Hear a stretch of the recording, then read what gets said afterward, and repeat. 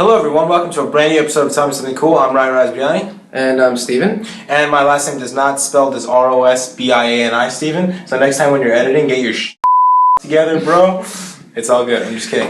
Alright, today we're talking about my Comic-Con 2013 adventure in New York City on Friday, and Steven's going to be talking about whatever he likes to talk about. I'm actually going to be talking about the Elder Scrolls Online today. Nice, I have no idea what that is, so I think I might be able to learn something too. Yep, that's what I'm here for. Let's do this. Alright, so, you go right ahead. Alright, so Comic-Con was awesome. I went there. When I got there at 9, and they opened up at 10, so I had to wait an hour outside. I talked to some people, cosplayers, comic book lovers, mostly just like people chilling, waiting for the con to start. So when the con started, my main objective was to go see Scott Snyder and get my Batman #1, my Superman Unchained, my Talon 1, and my Batman 24 sign. So they sent me all over the place because I had no idea where he was. And then finally some chick sent me to Artist Alley, and she goes, yeah, they're giving out tickets there to get it signed. I was like, oh, let's hope to get a ticket. So then when I got there, they ran out of tickets. I was like, oh man, that sucks. So then I went and met other writers and comic book artists and got my book signed. I met Ryan Stegman, Peter J. Tomasi, Herbert Ramos, Greg Pak. That guy is awesome. I also met George Perez, the Superman writer. The guy's pretty famous. His eye was a little messed up. He's wearing an eye patch, so he might be getting surgery for that. So that'd be cool. Not cool. Let's hope he comes out. Yeah. Cool. Yeah, I just met a ton of people. I met a ton of cosplayers, and then I was just like, fuck it. I'll just go and see Scott Snyder. Just wait by the booth where he's signing, whatever. So I waited there, waved at him, and then at the end he approached me. He's like, hey man, what's going on? I told him I'm a fan. I didn't get a chance to get a ticket. And mind you, he had 5 minutes to get to his panel.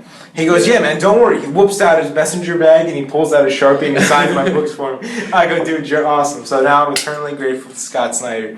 And I cannot wait for the next Comic-Con. There'll be pictures, hopefully, somewhere in this video of me with a lot of cosplayers. And I took a picture with Greg Pak. It was awesome. My favorite cosplayer was this dude dressed up as Superman. It looked just like Henry Cavill. And there was also the guy with him walking around dressed up as Guy Gardner. It looked just like Guy Gardner. This chubby dude looking just like Guy Gardner. It was pretty awesome.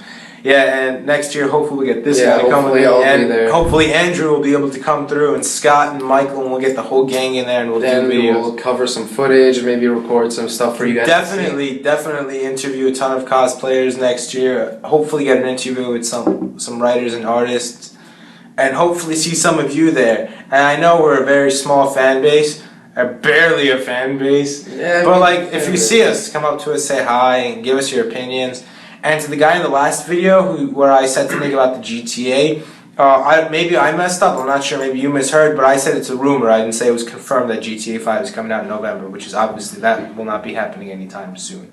In any case, we're all upset that it still hasn't come out yet. But, well, you gotta think about it. I'm pretty pissed that it didn't come out at that time. And either maybe they're just waiting for the holiday season, which I doubt at this point, because a lot of games like Watch Dogs, Andrew will be doing a video on that one, got pushed back till the spring. Yeah. So maybe they'll be waiting for the spring to come out. Well, we know for sure that it's eventually coming out for the next gen consoles and for PC, because they want to make more money. The money. I want to make the money.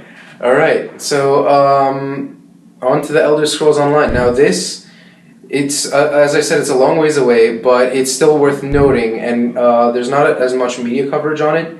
They have released something during E3, a gameplay trailer, and they say it's going to come out on all, with PlayStation 4, Xbox One, for PC and Mac, come spring 2014. Wait, so PC games don't work on Mac, right? The majority don't. But Steam games do work on Mac. It depends on what game you get. Like, a lot of them are not compatible with Mac, that's why it's called PC game. Yeah, I know. But that sucks for you guys with Macs. Even less work on Linux. But hopefully with the new Steam box, that's something in an upcoming episode. Yeah, that's something in an upcoming episode. With the Steam box, more stuff is going to be compatible with Linux. Now, Elder Scrolls Online. If any of you guys have played any of the Elder Scrolls, whether it be Elder Scrolls 1 through 4, I think, I don't remember the exact names except for, I played 4, which is Oblivion, and Elder Scrolls 5, which is Skyrim, both of which were absolutely awesome. I didn't play it. I didn't play it because last year, I think it was last year or the year. When did Skyrim come out? I don't remember. When it came out, it was around. It was like midterm season for me, so I was like, yeah, I don't want to mess myself up with that. So I just never got to it during the summer either because I spent most of my time playing Arkham City and Arkham Asylum. So I never got to it. And speaking of that, Arkham City comes out on Friday. Today we're filming. It's a Wednesday. It's the 23rd. Arkham City comes out on the 25th. So I cannot wait to get my hands on that game. It's going to be legend. Wait for it. I'll see you in 3 days. Dairy. It's going to be legendary. Yeah, dude, I can't wait for it either, honestly. And don't be a pay for it. I'm not paying for it. Just kidding. I'm paying for it. You have to support. I have a $200 gift card from Dell if anyone wants to buy that. But if no one buys it, I might just use that to buy that. Yeah, I mean, like for me, BioShock was one of my most favorite games. For me, I definitely Empty Black Shirt with Canada Sign was one of my favorite games. Yeah, so I definitely support. At least try to support any of the franchises that. Even if it's just not video games, support your artists that you listen to. Like I listen to the band There for Tomorrow. I know this is completely off topic, but buy their stuff. So if you like their music, you want them around. Like I understand if you're listening to a band with like a 10 million fan base, someone like Eminem, you not buying his music isn't gonna affect him. It's disrespectful.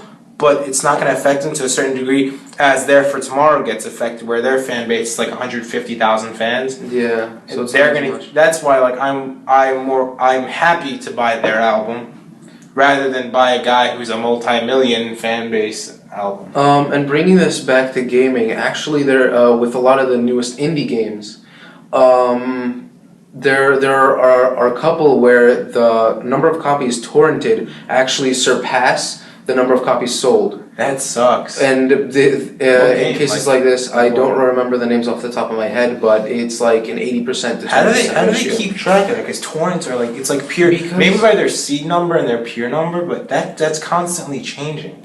It gets tracked over time by there are trackers and tracker IPs that each torrent reports to.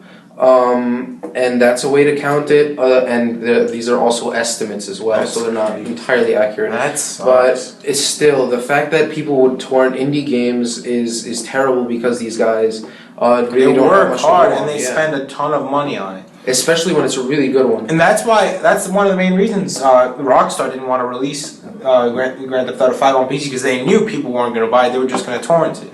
Yeah, for sure. That's an even bigger problem with major companies because they get greedy. They want to make money. They made $1 billion in the first day. Yeah, and they want more. And they're making more. Yeah. Speaking of indie games, the Stanley Parable. Never heard of it. It's an indie title. It's one of the most mind-blowing games you can ever play. I'm not going to go into it too much. All I'm going to say is you got to play it for yourself. It's only $12, so if you got the money for it, it's on sale. It's on sale for $12. It usually goes for $15, so $3 difference. Try to help out. It's a Galactic Cafe game, so you will not regret it. It doesn't offer much in terms of gameplay, but in terms of choice and story and philosophy, the Stanley Parable is absolutely amazing. So if you were a fan of something that messes with your mind as much as Portal 2. All those movies that just screw your mind. Inception, if you were a fan of Inception that's what I was trying to get the name of. Yeah. Where'd that movie? And you can also try, it has a free demo, so you can play the demo, check it out. If you like it, buy it. That's the cool thing. That's what sucks about some games, especially for PC. There is no demo, so there is no way for me to test out. Like, for example, the game Sleeping Dogs, I thought it was Watch Dogs. I was being stupid. So I was like, alright, let me check this out. I check it out. This game sucks. No offense to the makers. I didn't like it. So thankfully, I hadn't paid for it. I was just at a friend's house just playing it. And I was like, alright, good thing I didn't buy this game for PC, because I would have hated it and wasted like $50-$60 on it. That's why gaming companies should really get their stuff together and release demos just like of the first level or like the third 1 to 3 levels, so people can get a taste of it. Yeah, as well, it like if I have a recommendation for game developers, more betas. More betas means more testing. You get feedback, not only for bugs. But the thing with that is they give it out to some people who don't even know how to read the logs. all the error log. That's why you make it a closed beta. You have people sign up. But people still get into resume. there. That's what I did with the Elder Scrolls Online. It's in beta right now. You can sign up for the beta. Did you get it? ElderScrollsOnline.com. Yeah, I got in for the stress test. Do you know how? Oh, so you're not gonna be able to do the logging and debugging, right? No, not yet. Have you played it? Unfortunately, during the stress test, I wasn't able to actually log in, and I sent them feedback saying that it would load halfway and just crash. But that's what the stress test is for. It's supposed to test different PCs and how their servers are going to hold up. All right. So, also Injustice: Gods Among Us is coming out too for PC, PS4, and Xbox One. Oh my god, that's gonna be crazy. I completely forgot about that one. We're going a little over time right now, so we might even try to do a second episode later on, maybe this week or next week or whenever. As you can see, our schedules are a little weird, so maybe we'll be here for a week, maybe we won't be here for a week. Alright guys, thanks for watching. I'm Ryan Rosbiani. And I'm Steven. And this is Tell Me Something Cool. Have a great day. See ya.